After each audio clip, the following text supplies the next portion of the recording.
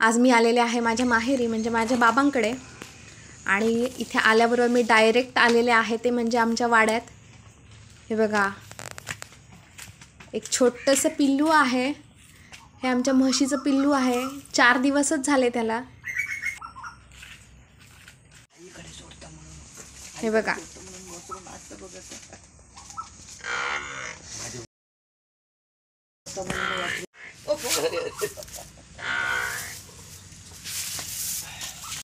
आणि बाबांनी माझ्यासाठी ठेवलेला आहे चीक.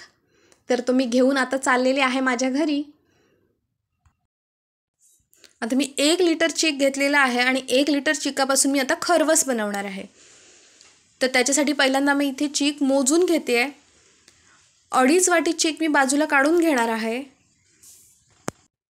हा जो चीक आहे ना ह्याच्यामध्ये मला बाहेरून दूध घालायची गरज नाही आहे. कारण आमच्याकडे जो चीक बनवतात तोच पहिल्यांदा म्हशीचं जे दूध आहे ना हे 3 दिवसाचं दूध सकाळ संध्याकाळ असं एकत्र केलं जातं आणि मग तो चीक सगळ्यांना दिला जातो. हे बघा एवढा जाड आहे हा चिकाचं दूध आणि ह्याच्यामध्ये बाहेरून दूध वगैरे घालायची काही आवश्यकता नाही. हे बघा एवढा जाड जर असेल ना चीक तर त्याच्यामध्ये दूध घालायची आवश्यकता नाही. बऱ्याच वेळा काय होतं चिकाचं हे दूध असतं ना हे थोडं अजून दाटसर असतं म्हणजे घट्ट असतं. तर अशा वेळी त्या चिकामध्ये किती दूध घालायचं म्हणजे आपला खरवस जो आहे तो योग्य प्रमाणामध्ये होईल. तर त्याच्यासाठी मी एक पद्धत दाखवलेली आहे पुढे. तर व्हिडिओ पूर्ण बघा. तर इथे मी 2.5 वाटी चिकासाठी 1 वाटी गूळ घेतलेला आहे. म्हणजे पूर्ण 1 लिटर दुधापासून मी खरवस बनवणार आहे. पण तुम्ही वेगवेगळ्या 2 भांड्यामध्ये घेतलेला आहे. तर टोटल 5 वाट्या चीक होता हा. तर 2.5 वाटी मी इथे घेतला आहे आणि 2.5 वाटी काचेच्या त्या भांड्यामध्ये घेतला आहे. पूर्ण 1 लिटर चिकासाठी मी इथे 2 वाट्या भरून गूळ घेतलेला आहे. आणि पूर्ण गूळ विरघळून झाल्यानंतर इथे स्टीलचा डबा घेतलेला आहे. मी खरवस हा स्टीलच्या डब्यामध्ये उकडत ठेवणार आहे. आणि हा जो चीक आहे तो मी गाळून घेते. गाळून घेतला ना चीक का काय होतं त्याच्यामध्ये जर कुठे खडा असेल किंवा काहीतरी असेल गुळामध्ये काही ना काहीतरी कचरा वगैरे असतो तो निघून जाण्यास मदत होते. अशा पद्धतीने मी 2 ठिकाणी हा चीक लावतीये. तर एक कुकरचाच डबा घेतलेला आहे. एका डब्यामध्ये मी वेलची पावडर घातलेली आहे इथे आणि एका डब्यामध्ये मी जायफळ किसून घालणार आहे. जायफळ आणि वेलची दोन्ही छान लागतं खरवसामध्ये. तुम्हाला जे आवडेल ते तुम्ही घालू शकता. छान चव येते जायफळामुळे पण आणि वेलचीमुळे पण. तर मी इथे दोन्ही घालून बनवलेलं आहे. आतमध्ये थोडंसं केशर घालणार आहे. केशरमुळे रंग छान येतो. हा म्हशीचं दूध होतं हे त्यामुळे थोडा पिवळेपणा कमी असतो म्हशीच्या दुधाला. आणि गाईचं जे दूध असतं ना तो खरवस जो असतो ना तो पिवळा पिवळा असा खरवस होतो. आणि तुम्हाला जर पिवळा रंगाचा जर खरवस बनवायचा असेल थोडीशी हळद पावडर टाकली ना तरी चालू शकतं. तर इथे मी आता कुकर घेतलेला आहे. कुकरमध्ये 1.5 ग्लास पाणी घालून घ्यायचं आणि त्याच्यावर हे अशी जाळी घातलेली आहे कुकरची. तुम्ही एखादी डिश वगैरे ठेवली तरीही चालू शकतं. आणि त्याच्यावर हा डबा ठेवायचा आहे चिकाचा.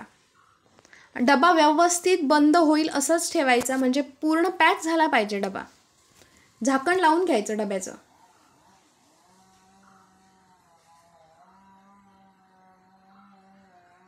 ह्याच्याचवर मी जो दुसरा डबा भरलेला आहे चिकाचा तो ठेवणार आहे आणि ह्याच्यावर पण मी एक झाकण ठेवणार आहे व्यवस्थित डबा पॅक होईल असा. आणि आता कुकरला झाकण लावून आपल्याला 3 शिट्ट्या काढून घ्यायच्या आहेत.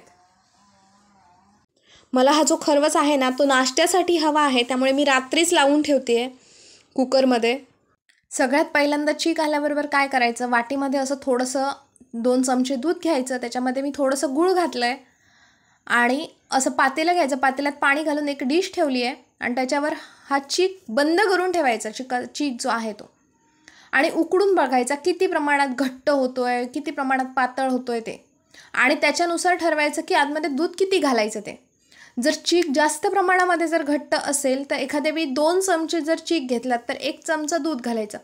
आणि हे जे दूध घालणार ना हे गरम करून थंड केलेलं दूध घ्यायचं. अशाप्रमाणे हे प्रमाण ठरवायचं. इथे बघा हा मस्त खरवस बनवून तयार झालेला आहे. छान जाळी पण पडली आहे. हाताला पण चिकटत नाही आहे आणि ह्याच्या वड्या पण पडणार. हे बघा चमच्याने मी तुम्हाला असं हे करून दाखवते. हे बघा छानपैकी असा घट्ट झालेला आहे.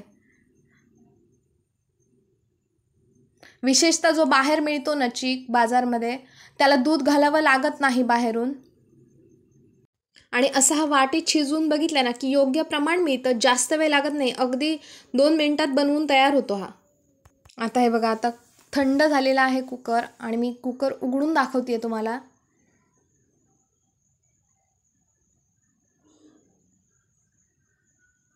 हा बघा, मस्तपैकी आपला खरवस बनवून तयार झालेला आहे.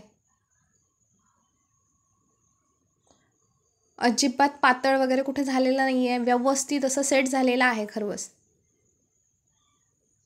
आणि छान अशा या खरवसाच्या वड्या पडणार आहेत. आपण आता दुसरा डबा पण उघडून दाखवते मी तुम्हाला.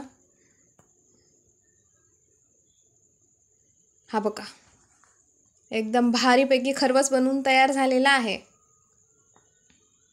हे जे पाणी आहे ना, हे एका वाटीमध्ये काढून घेते. हे नुसतं प्यायला पण छान लागतं.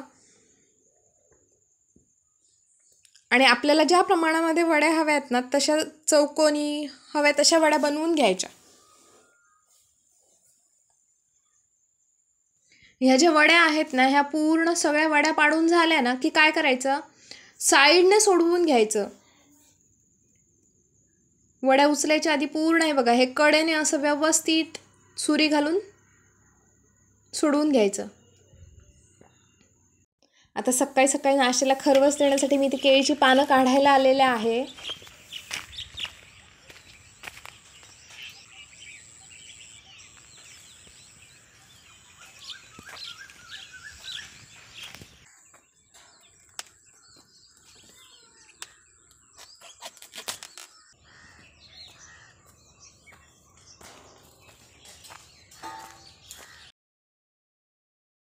आता मी इथे वड्या पाडून घेते.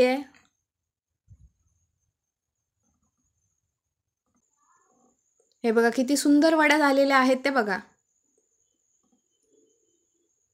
मस्त असा खरवस बनवून तयार होतो. खरवसाच्या दुधामध्ये एवढंच दूध घाला असं काहीही प्रमाण नाही आहे. कारण काय माहिती आहे, प्रत्येक चिकावर अवलंबून असतं आतमध्ये दूध किती प्रमाणात घालायचं ते. त्यामुळे चीक अशा पद्धतीने वाटीत शिजवून बघायचा आणि त्याप्रमाणे चिकामध्ये दूध किती घालायचं हे ठरवायचं. हे बघा, छानपैकी आपल्या वड्या बनवून तयार झालेल्या आहेत. आणि असंच मस्त मस्त खावा, सुशेगात राहा. माझ्या व्हिडिओ लाईक आणि शेअर करा आणि माझ्या चॅनलला सबस्क्राईब करा. थँक्यू.